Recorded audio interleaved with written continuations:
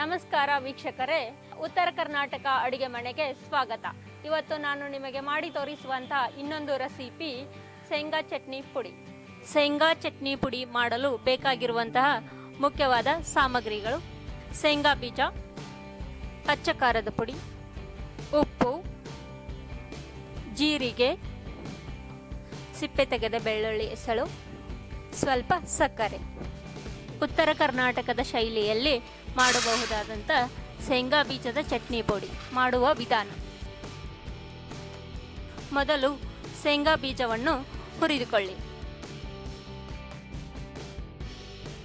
ಶೇಂಗಾ ಕಾಳನ್ನು ಕಂದು ಬಣ್ಣ ಬರುವವರೆಗೂ ಹುರಿದುಕೊಳ್ಳಿ. ಮೊದಲು ಹುರಿದ ಶೇಂಗಾ ಕಾಳನ್ನು ಮಿಕ್ಸಿ ಜಾರಿನಲ್ಲಿ ಹಾಕಿಕೊಳ್ಳಿ.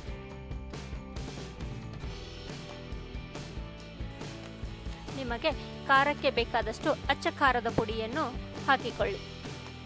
ರುಚಿಗೆ ತಕ್ಕಷ್ಟು ಉಪ್ಪನ್ನು ಹಾಕಿಕೊಳ್ಳಿ. ಸ್ವಲ್ಪ ಜೀರಿಗೆ ಸೇರಿಸಿಕೊಳ್ಳಿ. ಸ್ವಲ್ಪ ಸಕ್ಕರೆ ಸೇರಿಸಿಕೊಳ್ಳಿ. ಸಕ್ಕರೆ ಹಾಕುವುದರಿಂದ ಚಟ್ನಿ ಪುಡಿಗೆ ವಿಭಿನ್ನವಾದ ರುಚಿ ಬಂದು ಅದು ಸವಿಯಲು ಚೆನ್ನಾಗಿರುತ್ತದೆ. ಒಂದು ದೊಡ್ಡ ಗಾತ್ರದ ಬೆಳ್ಳುಳ್ಳಿಯನ್ನು ಸಿಪ್ಪೆ ತೆಗೆದು ಅದರ ಎಸಳುಗಳನ್ನು ಹಾಕಿಕೊಳ್ಳಿ. ಈಗ ಇದನ್ನು ಮಿಕ್ಸಿಯಲ್ಲಿ ಪುಡಿ ಮಾಡಿಕೊಳ್ಳಬೇಕು. ಪುಡಿ ಮಾಡಿಕೊಳ್ಳುವಾಗ ಮಿಕ್ಸಿ ಬಟನನ್ನು ಉಲ್ಟಾ ರನ್ ಮಾಡಬೇಕು. ಮಿಕ್ಸಿಯನ್ನು ಸರಿಯಾದ ರೀತಿಯಲ್ಲಿ ರನ್ ಮಾಡಿದರೆ ಶೇಂಗಾ ಬೀಜದ ಪುಡಿಯು ನುಣ್ಣಗೆ ಆಗುತ್ತದೆ.